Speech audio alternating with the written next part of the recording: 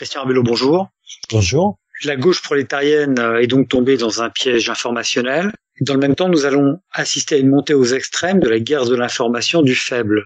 Nous avons quitté la France et le cimetière du Père-Lachaise où a été enterré Pierre Auverney en 1972. Nous reviendrons à Pierre Auverney et surtout à la riposte qui aura lieu 5 ans plus tard à l'encontre de Jean-Antoine Tramoni. Mais en ce qui concerne cette montée aux extrêmes de la guerre de l'information du faible, je crois qu'il est important, Christian Arbelot, de faire un détour géographique par l'Italie puis l'Allemagne. Pouvez-vous nous en dire plus? En fait, je vais resituer ça par rapport à mon propre parcours, c'est-à-dire qu'en étant militant, je voulais savoir vraiment jusqu'où tout ça pouvait me mener et à quoi ça correspondait surtout. Alors j'étais à la fois jeune, donc quand on est jeune, on est surtout dans le présent, on a du mal à se projeter dans le futur et on a aussi un certain mal à accrocher avec le passé.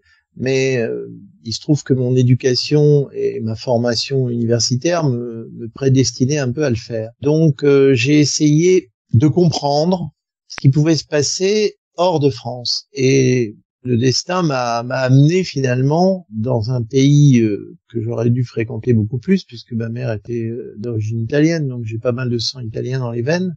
Je me suis en fait retrouvé en Italie au milieu des années 70, tout simplement parce que il existait en France quelques personnes qui avaient des contacts là-bas et qui avaient des contacts avec un milieu gauchiste qui était la descendance d'un groupe assez important à l'époque qui s'appelait Potere Operaio, pouvoir ouvrier. Et ce milieu gauchiste avait comme particularité de s'intéresser beaucoup justement au rôle de l'information, pas simplement en termes de pratiques quotidiennes, mais en essayant de placer l'information au cœur d'un processus subversif de portée quasiment stratégique. Alors, qu'est-ce que ça veut dire portée stratégique pour un processus subversif? Eh bien, je peux illustrer ça par une opération qui a été construite à l'époque à la fois par les héritiers de Potere Operaio, qu'on a appelé très vite Autonomie ouvrière, et les brigades rouges italiennes qui étaient en train de se constituer, la première génération. Et ces deux entités, pendant un certain temps, avaient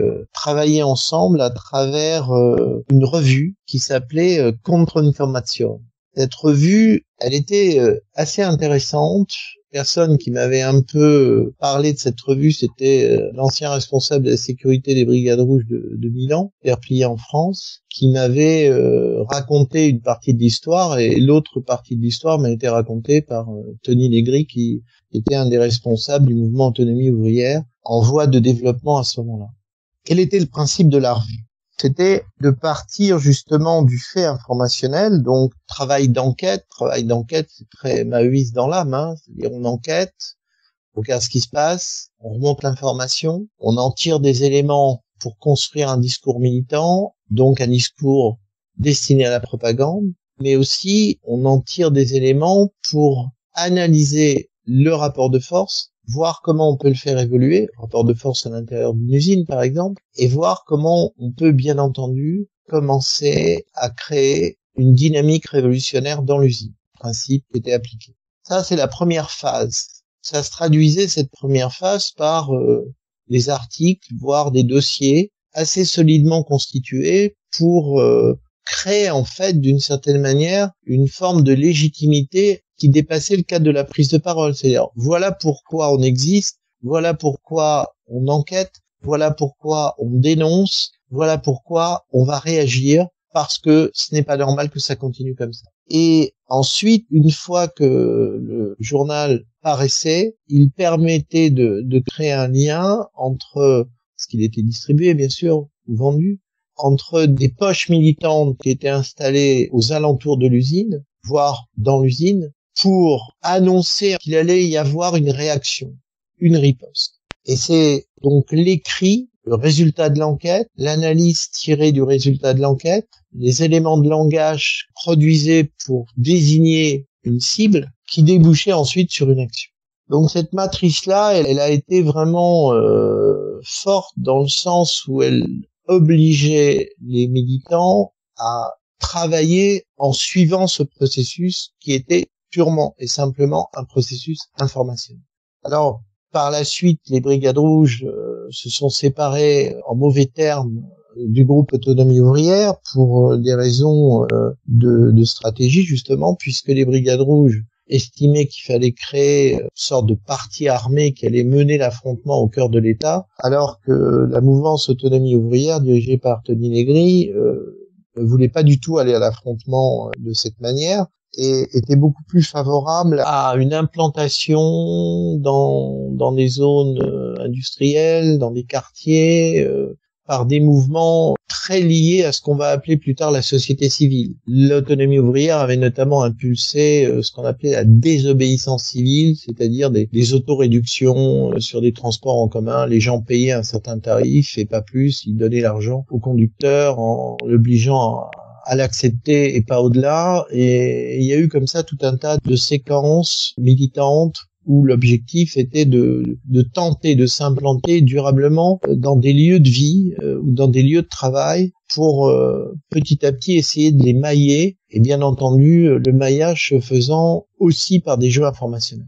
Donc il y avait deux stratégies fondamentalement différentes. Alors là où c'est intéressant, c'est de voir comment la situation va évoluer et qui va l'emporter par rapport à telle ou telle stratégie. Même la situation de l'Italie des années 70 qu'on connaît pas toujours très bien. Qui domine l'Italie? C'est les chrétiens démocrates, c'est ça, en lien avec la mafia? Ce qui m'a frappé quand je suis arrivé en Italie, c'est que j'ai compris que je découvrais une situation beaucoup plus, entre guillemets, révolutionnaire que celle qui existait en France. Le problème de la France, c'est qu'on se sent un peu toujours le centre du monde. On a un côté ethnocentré très développé, et moi je m'attendais honnêtement à un autre constat. En fait, j'arrive dans un pays où les forces militantes sont beaucoup plus importantes, où l'histoire n'est pas la même. C'est-à-dire qu'en France, si je prends cette image-là, le Parti communiste français s'est créé suite à une scission au congrès de Tours de la section française de l'Internationale ouvrière, donc futur Parti socialiste, alors qu'en Italie, le Parti communiste se crée suite à une insurrection armée. Et l'histoire des deux partis ne peut pas être comparable. Et c'est dès le moment où j'ai mis les pieds en Italie, on s'est tout de suite empressé de m'expliquer la différence, de m'expliquer qu'à la libération en Italie, le Parti communiste a subi une scission de plusieurs milliers de militants, ce qui était important quand même, les étoiles rouges, et qui voulaient constituer en fait une force pour renverser le pouvoir en place après la guerre. Et ça a amené le Parti communiste italien pour limiter la casse, pour éviter une trop forte perte de militants allant dans cette direction, de créer une organisation durcie, la Volante Rouge, des gens qui défilaient en blouson d'aviateur, récupérés dans les dépôts de l'armée américaine notamment, et ces gens-là ne se contentaient pas de défiler dans la rue pour montrer la force physique du Parti communiste italien. Ils n'hésitaient pas à s'impliquer dans des conflits d'usines très durs, à séquestrer des patrons, et tout ça pour donner le change au risque de dissidence très très forte qui était apparue dans leur rang, avec surenchère qui était beaucoup plus inquiétante que ce que n'aurait pu être en France à la même époque. La surenchère parue dans le Limousin avec certains chefs de résistance, Guingouin, je pense à lui notamment, qui voulaient peut-être faire la même chose, mais qui n'avaient absolument pas les mêmes moyens que ce qui existait en Italie. Donc il y avait déjà cette différence d'histoire très importante, y compris dans la continuité historique, dans le sens où dans les années 50-60, il apparaît en Italie des tendances de nature un peu sociologique au sein de la mouvance communiste traditionnelle italienne qui cherche à inventer autre chose, à relancer une démarche subversive. Donc on a à la fois des intellectuels, on a des ouvriers qui sont un peu perdus et qui vont basculer dans le banditisme. On aura vraiment un fil rouge comme ça, qui permettra d'ailleurs à certains dans cette mouvance autour du Parti communiste de donner une sorte d'acceptation au passage à la lutte armée des futurs membres des BR, par exemple. C'est-à-dire que ça c'est fait raconter par des anciens des Brigades Rouges dans leurs livres, les anciens résistants de la mouvance communiste durant la guerre, pas hésiter à soutenir moralement, et pas forcément que moralement, certains premiers groupes armés qui allaient devenir les Brigades Rouges. Donc on a comme ça ce fil rouge, y compris dans les prisons. Faut pas exister qu'en Italie, il n'y a pas eu ça en France. En France, il y a eu des révoltes, comme je l'ai dit dans un épisode précédent, dans certaines prisons, à Nancy et ailleurs. Mais il n'y a pas eu l'équivalent italien des NAP, qui était une organisation de lutte armée créée à l'intérieur des prisons, sur une base révolutionnaire, et ces fameux NAP ont fusionné partiellement ensuite avec les Brigades Rouges. Mais bref, on n'était pas du tout dans le même ordre de grandeur. Rappelons quand même que du milieu des années 70 jusqu'à 1988, il y a eu plus de 20 000, je ne sais plus quel est le chiffre précis, mais d'actes de violence commis en Italie, et surtout 6 000 détenus d'extrême gauche, ce qui est énorme, avec une proportion non négligeable de peines très très lourdes. Il y a eu plusieurs centaines d'assassinats commis par l'extrême gauche. Donc ça fait quand même une réalité très différente. Et donc je la découvre en allant à Milan, et je découvre que cette notion d'information va justement être au cœur d'une démarche stratégique, que ce soit celle de l'autonomie ouvrière, qui était plutôt une information très diffuse, très locale, liée à telle ou telle démarche dans tel ou tel secteur, alors que au niveau des Brigades Rouges, la notion d'information, elle était vraiment liée à la stratégie d'affrontement contre l'appareil d'État. Et là, on va justement avoir une série d'opérations et de montée en puissance des opérations qui seront toujours articulées avec la résonance médiatique et avec la démonstration par le fait, entre guillemets, selon le niveau de violence et la montée du niveau de violence. Alors, le jour où les Brigades Rouges vont assassiner un magistrat, ils vont monter un palier. Pendant le début de leur existence, ils avaient un niveau de violence plutôt bas, et en fonction de la confrontation avec l'appareil d'État, en fonction aussi de ce qui s'est passé en Italie à la même époque, parce que c'est un pays où il y a eu des attentats très importants touchant la population civile, des attentats aveugles qui ont fait plusieurs centaines de victimes et de blessés, et qui ont été par la suite attribués à l'extrême droite italienne d'ailleurs. Il y avait une tension. Il y avait une tension qui n'avait pas d'équivalent par rapport à la situation française. Donc, quand moi j'observe ça, je me rends compte aussi d'une chose, c'est que les textes, la manière de parler étaient fondamentalement différentes de ce qui pouvait exister en France. Et le grand paradoxe, il y a toujours des paradoxes, c'est que les Brigades Rouges, par exemple, quand elles se sont créées, pour trouver une légitimité, elles sont allées la chercher en regardant le modèle français, puisque le premier nom des Brigades Rouges, c'était Sinistra Proletariat, la gauche prolétarienne italienne, et ensuite ils sont appelés Brigades Rouges. Donc il y avait à la fois une espèce de regard vers l'extérieur, un raccord donc avec cet extérieur, français en l'occurrence, et puis en même temps, il y avait cette histoire italienne beaucoup plus riche, beaucoup plus compliquée, et avec une dimension fortement différente. Je parlais lors d'un épisode précédent du rôle de la librairie Maspero en plein cœur du quartier latin, qui était une sorte de centre d'agit-prop quotidien pour l'activisme gauchiste. Si je prends les éditions Feltrinelli en Italie, un des plus gros éditeurs de l'Italie, le membre de ces éditions, donc Feltrinelli, a quand même créé un groupe de lutte armée qui s'appelait les GAP. Il est mort d'ailleurs lors d'une manipulation de posant une bombe sur un pylône. Donc là, Maspero n'est pas mort comme ça, quoi. Enfin, je veux dire, ça n'a rien à voir, strictement rien à voir. Donc j'étais sur une autre planète, pour faire simple. Et la concrétisation de cette différence, je l'ai vécue, moi, notamment lors de la montée aux extrêmes des Brigades Rouges. Et la montée aux extrêmes des Brigades Rouges, qu'est-ce que c'est? C'est l'affaire Aldo Moro. L'affaire Aldo Moro, qui est donc, pour resituer l'événement, a lieu le 16 mars 78. C'est l'enlèvement du leader de la démocratie chrétienne. On est dans un contexte très particulier au niveau géopolitique, puisque la démocratie chrétienne est prête à passer ce qu'on a appelé un compromis historique avec le Parti communiste italien.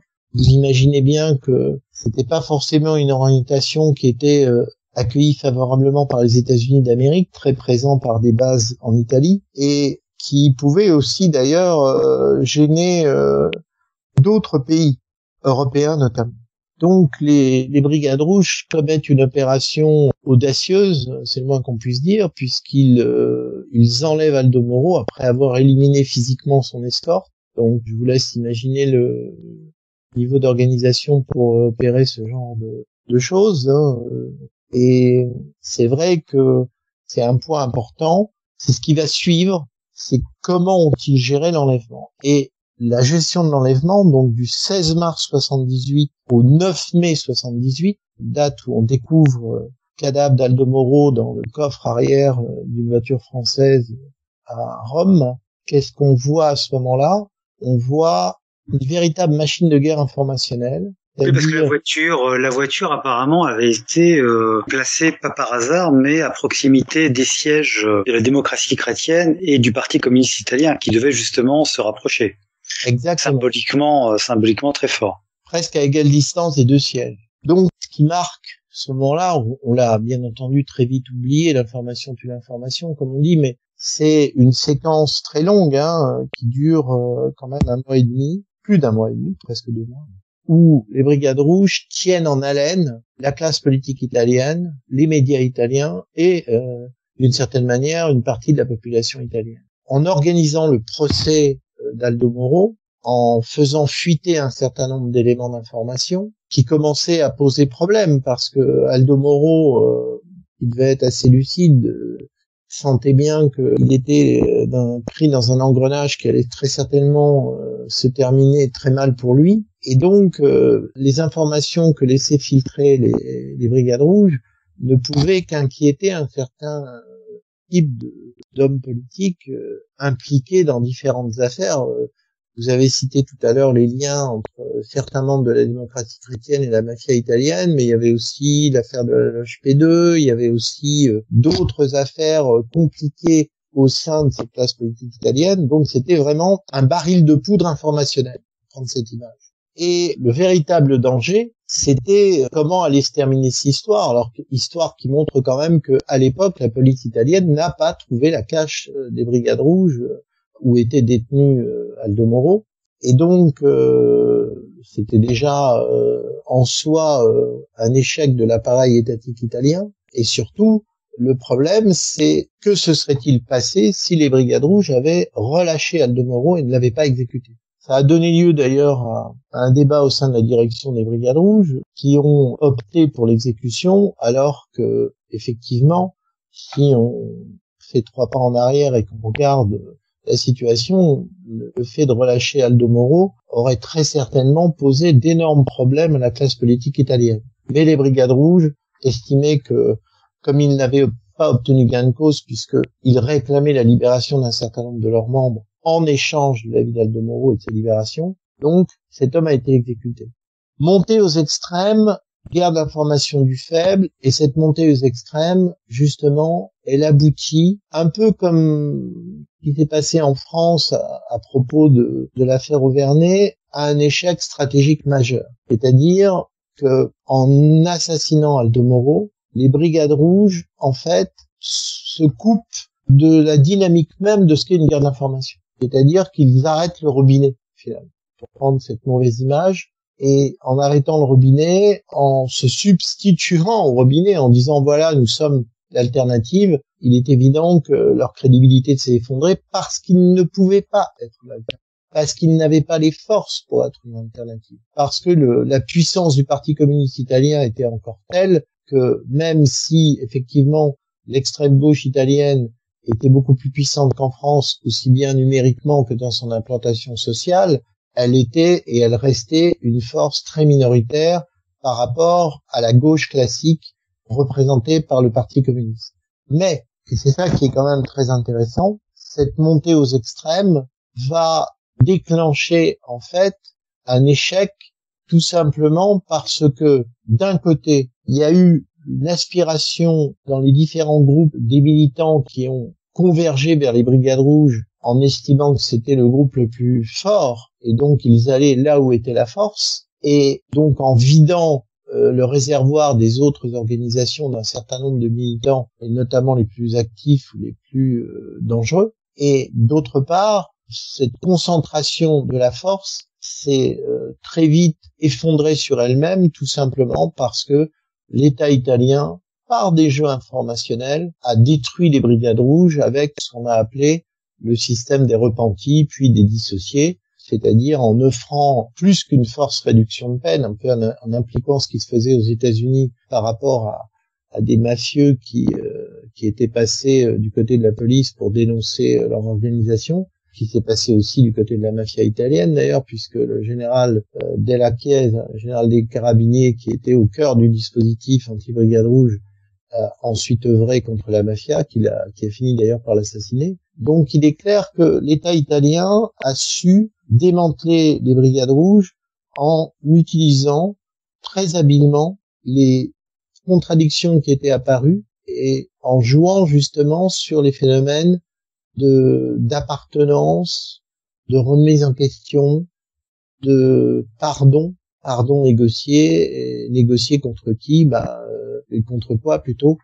Contre la dénonciation d'autres militants et cette démarche sans fin, un des repentis les plus célèbres des Brigades Rouges, selon ce qui est dit, est quand même à l'origine de l'arrestation de 200 militants, ce qui est quand même beaucoup.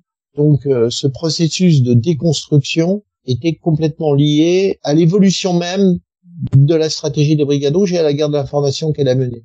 C'est-à-dire en s'enfermant complètement, en se renfermant sur elle-même, en ne se donnant aucune marge de manœuvre pour desserrer justement l'étau que l'État allait opérer sur elle. Il était clair qu'il était très difficile pour ce type de démarche subversive de pouvoir résister très longtemps au coup qui lui est porté, et c'est ce qui s'est passé. L'État italien n'a pas hésité, sentant justement arriver l'échec de la montée aux extrêmes de la guerre d'information du faible, symbolisée par les brigades rouges, de pratiquer une attaque en plusieurs temps, notamment le premier, c'est l'amalgame, c'est-à-dire en disant, mais en fait, le cerveau des brigades rouges chez Tony Negri, ce qui n'est pas du tout le cas, ce qui a permis en fait de s'attaquer non pas simplement aux brigades rouges, mais à l'organisation qui lui faisait concurrence, et de mettre en prison un certain nombre de personnes, etc., et de forcer d'autres à prendre l'exil.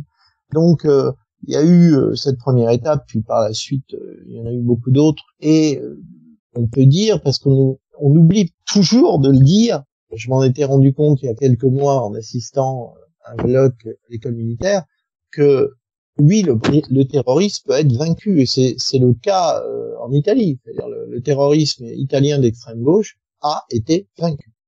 Et il a été vaincu par un État qui a été confronté à des situations de violence 1000 fois plus importantes qu'en France. Imaginez ce que ça veut dire détenir 6000 personnes dans des prisons. J'ai pas eu vraiment le sentiment qu'en Italie, il y a eu des défaillances de l'État italien qu'on moque souvent en France en disant qu'il n'existe pas. Bah si, l'État italien peut être excessivement résilient, dur, et à ma connaissance, c'est le seul État en Europe qui a été capable de faire face à un tel niveau de violence sociale, sociétale ou de violence terroriste. Je n'en connais aucun autre qui ait été confronté à un tel phénomène, ce qu'on oublie toujours de préciser malheureusement. Conclusion pour cet épisode, de peut-être voir un peu autrement l'Italie de manière générale. On le voit encore aujourd'hui lorsqu'on regarde l'industrie italienne. Je crois que la France ferait bien d'être un peu plus humble, mais c'est vrai aussi, comme vous venez de le dire, au niveau de l'État, un État italien qui finalement a su contre-attaquer en étant en phase avec ses valeurs, avec des valeurs catholiques en Italie, la fermeté, mais avec le pardon, et a su mener finalement une guerre de l'information, même dans un rapport du fort au faible. Absolument. Et Christian Arbelot, merci. Et puis, donne rendez-vous donc pour un prochain épisode où nous passerons de l'Italie à l'Allemagne.